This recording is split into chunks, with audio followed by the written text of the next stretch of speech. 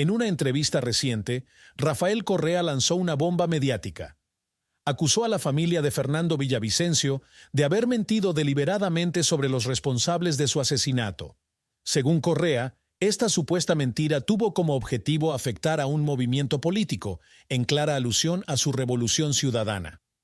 Durante una entrevista con el periodista Orlando Pérez, en el programa Otro Relato, Correa afirmó que la familia del asesino candidato presidencial, Fernando Villavicencio, mintió sobre los responsables de su muerte para perjudicar a un movimiento político. Veamos a continuación las palabras del expresidente Rafael Correa. Pero antes, estimados amigos, estamos profundamente agradecidos por el respaldo que nos brindan cada día. Si encuentran valor en nuestro contenido y desean apoyarnos para seguir adelante con nuestro canal, los invitamos a considerar una contribución voluntaria. Cualquier aporte, por pequeño que sea, nos ayudará a continuar entregándoles noticias y análisis de calidad. En la descripción encontrarán el número de cuenta en el que pueden hacer sus contribuciones. Les agradecemos sinceramente por su generosidad y por ser parte de nuestra comunidad. Gracias por su continuo apoyo. Y otro tema, no quiero dejar de tocar porque está caliente prácticamente, es lo que ha ocurrido con respecto a las declaraciones de la esposa de Fernando Villavicencio, la señora Verónica Zarauz, y el abogado Espín de la familia Villavicencio, donde dan cuenta de algo que se ha venido señalando, en particular de parte suya, presidente, también se lo ha dicho constantemente, pero a un año después de ocurrido el asesinato, salen esas declaraciones y dan cuenta de dos problemas. El uno es que la señora fiscal sabía del tema, les induce a hablar, y segundo es que incluso las hijas de Fernando Villavicencio se quejan del abandono de la causa y de la manipulación política que se hizo del caso para inculpar a unas personas y no llegar a la verdad. ¿Cómo valorar esto un año después con todo lo que ha implicado durante todo este tiempo? Gravísimo, pero antes una observación medio cómica. ¿Qué dije? ¿Arterofilia o alterofilia? Alguna vez yo confundo las letras. ¿Ah? Alterofilia.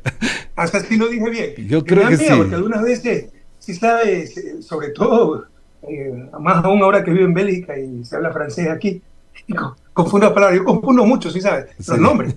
Humberto y Federico, siempre. Humberto con Federico, yo no sé. Rosy y Betty, siempre confundo. Ya, pero a estas alturas de la vida ya no hay cómo cambiar eso. Ya no hay cómo. Alterofilia, ok. Era por si lo había dicho mal, me quedó la duda. Pero bueno, vamos a lo serio. Acá lo de Villavicencio, el rol de la fiscal, ¿saben de lo que están hablando? Se parece, ya el país ha perdido su capacidad de asombro. Eso en algunos países más desarrollados probablemente obligaría a que se repitan las elecciones, las anularían esas elecciones. O sea, Suiza ha anulado consultas populares por falta de información. Imagínate, con tremenda mentira, que alteró el resultado de las elecciones.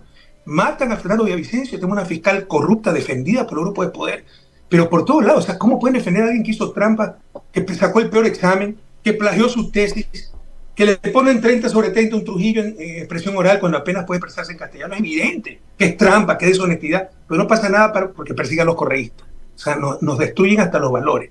Pero en todo caso, ya ahora la propia familia de la víctima reconoce que esta mujer la engañó. La esposa de Villavicencio, esta señora Zarauz, nos acusó directamente, mandó un tuit diciendo que pronto me van a agarrar por asesino. Hicieron creer a la gente que nosotros éramos los culpables. Dijeron que había el testimonio del testigo diciendo que los autores intelectuales éramos nosotros, que había un contrato para asesinar a Villavicencio y luego a Diana Salazar. Todo es mentira. Y no pasa nada. Por amor de Dios, ¿saben lo grave que es esto? Mintieron sobre el asesinato de un candidato presidencial para perjudicar a un movimiento político. Esto en otros países de democracias desarrolladas, primero meterían preso a todos los mentirosos, no solo destituirían a la fiscal, la meterían presa. Aquí no va a pasar nada mientras persiguen a los correístas. Y segundo, hasta anularían las elecciones, porque democracia sin información no es democracia, pues. Te están manipulando, te están engañando, como nos hicieron con esa terrible mentira. Pero ¿saben lo más triste, Orlando? Y pichinchanas, ecuatorianos que me escuchan. ¿Saben lo más triste? Que la próxima elección va a crear otra mentira y la gente volverá a creer. Exacto. O sea, no aprendemos de la historia. Recuerden que el 2021 fue el financiamiento del Ejército de Liberación Nacional. Vino hasta el fiscal de Colombia que está siendo enjuiciado por esa farsa. Aquí no le hicieron nada a la fiscal Salazar. En el 2023 el asesinato de Férez Cordero, de Villavicencio. ¿Por qué dije Férez Cordero? Sí, estoy cansado, estoy desconcentrado un poco. Y el 2025, ¿qué se inventarán? Pero la gente les volverá a creer, y eso es muy triste.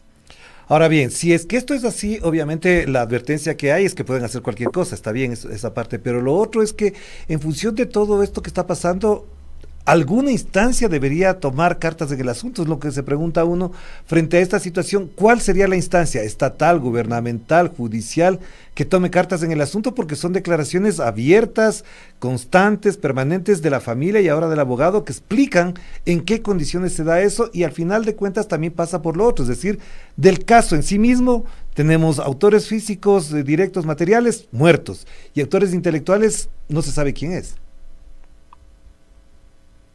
La fiscalía, por fraude procesal, pues eso es fraude procesal. Pero ¿sabe cuándo la fiscalía va a hacer algo de la mano de una corrupta comunidad Salazar? Nunca. Y hay algunos que aplauden su propia tragedia, que mujer tan valiente que está luchando por el crimen organizado. ¿Qué crimen organizado? ¿Qué líder de banda está preso por el control de todos se les han escapado? Lo único que hace es persecución política. ¿Cómo podemos ser tan ciegos ante la evidencia? Pero no debería sorprendernos, pues.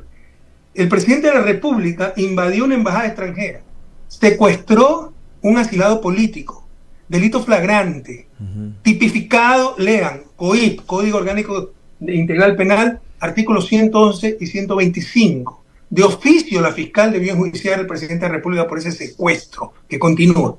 Pero no hay Estado de Derecho, hay complicidad abierta, no pasa absolutamente nada.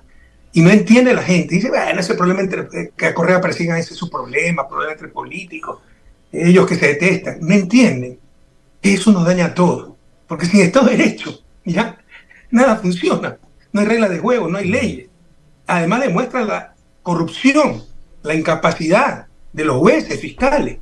Y si hay tanta corrupción para estas cosas, imagínate contra el crimen organizado. No lo vamos a resolver nunca con esta anomia que existe, con esta degradación moral que existe, con este irrespeto, sin vergüenza, sin rubor de las leyes, de las normas, como estamos viviendo hoy en día. Ahora bien, en función de esto se avecinan las elecciones, obviamente se puede prever, se puede advertir que cualquier cosa de esta naturaleza pueda ocurrir, pero entrando en temas electorales, efectivamente, ¿cómo valora el expresidente de la República, Rafael Correa, el comportamiento de los movimientos políticos hasta ahora, antes de pasar al de la Revolución Ciudadana, que ya han nombrado o han nominado candidatos tanto de ADN, el Partido Socialista, el día de hoy Pachacutic también acaba de nominar, está el señor Saquicela por Democracia Sí, es decir, ya hay un conjunto pequeño todavía, por supuesto, de candidatos, porque podrían aparecer más. ¿Cómo se valora desde su perspectiva, presidente, lo que está ocurriendo en el Ecuador con esas candidaturas hasta ahora nominadas? Tienen derecho a presentar candidaturas, ¿no? Al menos en la norma, formales. Yo creo que uno tiene que ser responsable y no puede tomar la política como una aventura personal, como una apuesta, como un hobby, como un negocio. Porque además eso le cuesta al pueblo ecuatoriano, cuidado. Esas candidaturas van a recibir fondos públicos para hacer su campaña. Eso le cuesta al pueblo ecuatoriano. ¿Tú sabes cuánto va a sacar un Saquicela? Peor de la mano un Gustavo Larrea. Claro, va a tener mucha plata, porque en el país, en lo que han convertido a Ecuador, el país de las contradicciones, condenan a un expresidente para influjo psíquico. Pero ¿quién ha revisado las multimillonarias campañas de Democracia Sí? Partido formado durante el gobierno de Lenín Moreno por su gran amigo, por su flaco querido Gustavo Larrea. ¿De dónde sacaba tanta plata? Y nadie investiga eso, cuando es evidente el despilfarro que tenía, ¿verdad? En todo caso, ¿sabes el ridículo que va a hacer un Saquicela, ¿no? Que además demuestra que siempre fue un politiquero, sin vergüenza, ¿no? Entonces hay que ser responsable, elementalmente responsable, pero bueno, responsabilidad es lo que brilla por su ausencia. Lo que sí le podemos decir al pueblo ecuatoriano es que siempre esperen de la Revolución Ciudadana un proyecto político serio que ya demostró ser exitoso y donde no estamos por, sí, tal vez cometo la ingenuidad de expresar lo que yo siento y creo y considerar que todos piensan y creen igual, pero les diría, al menos la norma, ¿no?, de conducta en la Revolución Ciudadana es que la política es una misión, ¿no? Sacar al país de 200 años de su desarrollo, el caso ecuatoriano. Que la única legitimidad del poder político es el bien común, que la política no puede ser un negocio y que tampoco puede ser hobby, ni apuesta, ni que como los caballos, vamos a ver quién gana, es un juego. Algo demasiado serio, porque eso depende de la vida de las personas. Eso depende del presente y el futuro de tus hijos, de tu familia. Y hay gente que no lo entiende y cae en la trampa de satanizar la política cuando el problema es la mala política. Pero la buena política, junto a buenos ciudadanos, la acción colectiva, junto a la acción individual, es lo que saca a los países, como te decía, de su desarrollo.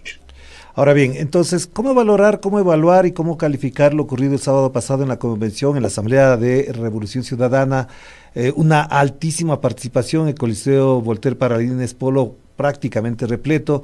¿Eso tiene algún mensaje? ¿Hay una reactivación de la militancia alrededor de lo que está pasando, la necesidad de unir más, movilizar más? ¿Cómo se valora ese acontecimiento antes de pasar a las candidaturas? Bueno, siempre hemos tenido ese entusiasmo de la militancia. Lo que pasa es que hay temor. Créeme, Orlando, yo no he visto en otros periodos de la historia ni en dictadura lo que vimos ahora.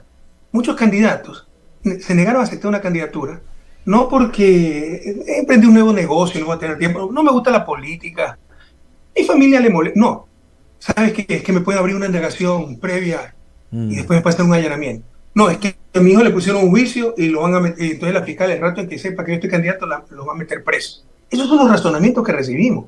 Se vive un estado de terror, entendamos. Nuestra militancia siempre ha sido, estado activada, movilizada, pero algunas veces ha tenido justificado temor, porque mira lo que acaba de pasar con Gisela Garzón, ponente del juicio político a la fiscal. Dice que tiene placenta previa, ya te estoy inspirado.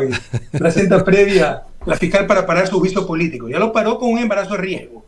Ahora placenta previa y fue confidencial la reunión del CAL, del Consejo de Administración Legislativa, confidencial. ¿Por qué tiene que ser confidencial? Es que el pueblo ecuatoriano tiene derecho a saber que se está parando el juicio político a la fiscal tan cuestionada por supuestamente placenta previa. Bueno, no llegó la información como le llegó a todo el mundo. Yo hablo de placenta previa, lo que hace esta mujer es abrir una indagación previa contra Gisela Garzón, la ponente del juicio, diciendo que ella me ha pasado la historia clínica. Yo no tengo la historia clínica de esta mujer, ni mucho menos. Pero así amenazan de frente. O sea, la fiscal le abre la indagación previa a su juzgadora, a su controladora política, una asambleísta de la República. Y no pasa absolutamente nada. Entonces, te digo, vivimos un estado de terror realmente. Pese a eso, repletamos el Coliseo Voltaire Paladines Polo, mal llamado Coliseo Cerrado, en verdad es Coliseo Cubierto, ¿ya? Es la característica que no tienen todos los coliseos, ser cubiertos. Hoy en día casi todos son cubiertos. En todo caso, un éxito total, pues felicitaciones a nuestra dirigencia y nombramos pues a nuestras candidatos en una forma festiva, democrática, con primarias multitudinarias, lo cual no puede hacer ningún otro partido, entre comillas, del país, porque sinceramente, con contadas excepciones, tal vez por ahí Pachacuti, yo creo que ya no existen partidos, y Revolución Ciudadana obviamente, en el Ecuador. Existen sucursales de banco, existen haciendas, pero partidos políticos, con ideología clara, con visión clara, con proceso democrático interno, solo Revolución Ciudadana y Pachacuti. Claro. Correa fue más allá y comparó la situación con lo que ocurriría en una democracia desarrollada. En un país donde se respeten las reglas democráticas, afirmó, la fiscal encargada de la investigación sería encarcelada y las elecciones se anularían, ya que sin información veraz no puede haber una democracia real. En conclusión, podemos mencionar que el mensaje de Rafael Correa es claro. La democracia no puede funcionar sin información precisa y transparente. Si la versión que se presentó al país sobre el asesinato de Fernando Villavicencio fue manipulada, estamos ante una violación grave a los principios democráticos. Manipular hechos tan sensibles como el asesinato de un candidato presidencial no solo mina la confianza en las instituciones, sino que pone en peligro la estabilidad política de la nación. La entrevista con Orlando Pérez nos deja una conclusión inquietante. Si en Ecuador se siguen utilizando estrategias de desinformación para afectar elecciones y manipular la justicia, nos alejamos cada vez más de una democracia funcional. El desafío ahora es cómo el país enfrentará estas acusaciones y si las instituciones responderán con la transparencia que se espera. Gracias por acompañarnos en este análisis. Recuerden suscribirse y activar las notificaciones para no perderse nuestras próximas publicaciones. Nos vemos en el próximo video, donde seguiremos investigando los temas más candentes de la política ecuatoriana. ¡Hasta pronto!